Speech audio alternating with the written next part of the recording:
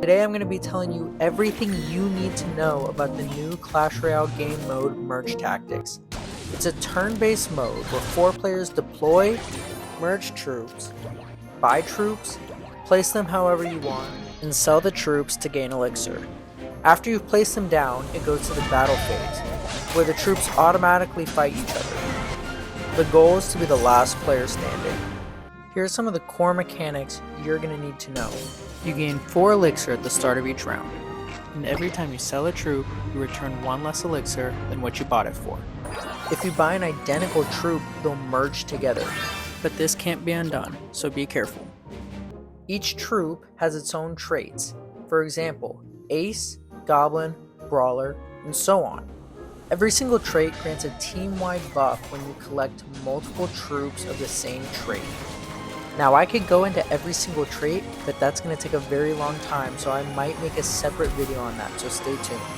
In this game mode, there's currently 2 rulers. The Royal King, which gives you 4 elixir every single time you lose a round, and the Spirit Empress, which grants you 1 bonus elixir every single time you merge a troop. Right now they are able to be upgraded, but every single upgrade is purely cosmetic. You're also able to spectate every other player to see what kind of troops they're building and to see what their formation is before the battle phase actually begins. Now to some of the gameplay. The first round you're only able to have 2 troops on the board, and the next round you'll have 3. This continues up until you could have a maximum of 6 troops on your board, barring any special abilities. And if you lose a round, you're going to lose 1 of your 10 hit points, plus however many troops the opponent had left on the board. You will continue battling every other player until 1 person is left with HP. With each win, you could earn stars to move up the ladder, which could earn you cards for Clash Royale or more cards to cosmetically upgrade your rulers. Once you reach new leagues, you'll get new abilities. These could help you in-game, and you get 1 random ability at the start of each match. I know that was a lot, but enough of the details. Let's get to a match. So we start with the less is more modifier, which gives you a little bit of a HP and hit speed boost if you have less troops on the field. I think this is one of the worst modifiers in the game so far, because you really want to win these early rounds, and it's almost impossible to do with only 1 troop on the board. Now the reason I chose Royal Ghost here is because it synergizes with the Bomber and has the Undead trait.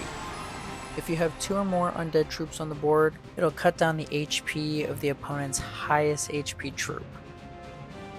So here the Archer's HP was cut down by 25%, and here I want to choose Princess because I think it's just one of the strongest troops in the game right now. If you could keep it in the corner and you could keep it very protected, then normally it does a lot of damage. The Princess also has a really good trait too. It has the Noble trait, which if you have troops in the front line, so that front row of hexes, they'll take less damage, and every troop that you have in the back line, that back row of hexes, will deal more damage. So you just have to start thinking about that when you're building your team. Right here, Knight, very cheap, tanky, also has the Noble trait, so I think that was a perfect pick to pair with the Princess. And I got lucky because my opponent still only has an Archer on the board. I think he quit the game here. But the reason I look at the opponent's side of the board is kind of to see their orientation. Troops like Goblins and Barbarians I would like to snipe down if I can, just because they deal a lot of damage if your troops are targeted on something else.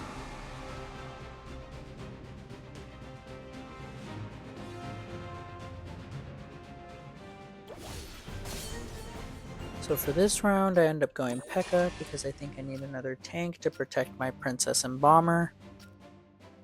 And here he has a Barbarian, so I want to target that. Note that the board is flipped when you're looking at the opponent's side of the board. So I actually make a mistake here, and I should be putting the P.E.K.K.A on the left side since I saw his Barbarian on the right side. So that results in the P.E.K.K.A attacking the Barbarian when I wanted it to be able to DPS the Valkyrie. And that actually makes me lose this round right here.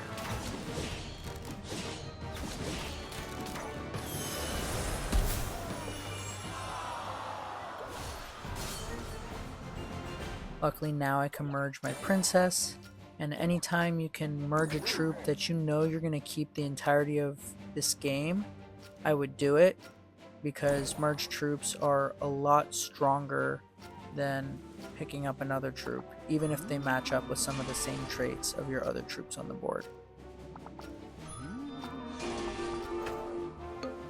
So I noticed he had a princess, which is why I wanted to spread out my troops a lot, just because the princess does some pretty good splash damage if you keep troops too close together.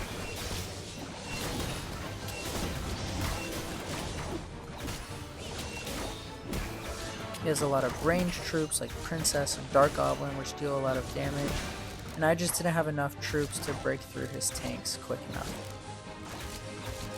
So all of his ranged troops stayed alive for the entirety of that round.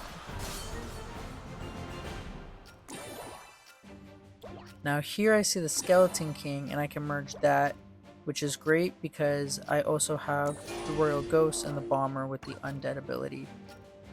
The last troop with the Undead ability that I need here is actually the Giant Skeleton, but I can't seem to find it. So sometimes if you work too hard on trying to get troops with the same traits, you'll ruin the rest of your match. So sometimes it becomes a choice whether to prioritize traits or merging. I would say majority of the time it is merging, but if you have the opportunity to get very good traits from the very start of the game, I wouldn't pass it up necessarily. It just really depends on the situation you're in, but for the most part I think merging would be smart to focus on. Here I was able to merge my P.E.K.K.A to a 3-star, so that's going to be very powerful and stay alive a lot of the match. So now I don't think I need as many tanks. So I might look to get rid of this knight a little bit later, like next round, if I could find a Giant Skeleton. But we'll see, because the knight is the only thing keeping my noble trait alive and allowing my back row of troops to do more damage.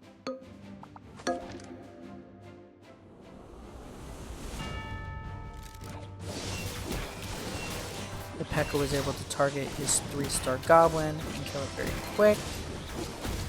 So that is great, and a lot of his DPS was defeated from the very start of this round.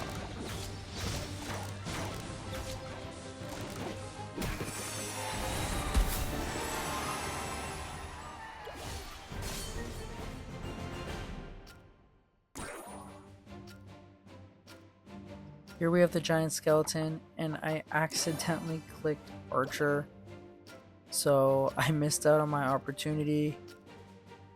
But I wanted to see if I could sell something to maybe see if I could get another troop. So I sold my knight, picked up the Valkyrie, and there's another Giant Skeleton. So I sold all my troops in order to get that last troop with the Undead ability.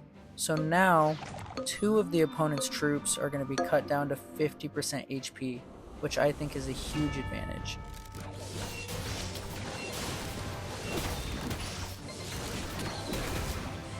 P.E.K.K.A is able to take out his goblin again, and also his goblin machine. So just like that, the P.E.K.K.A was able to tank for the princess and help take mostly everything out, and that should be game.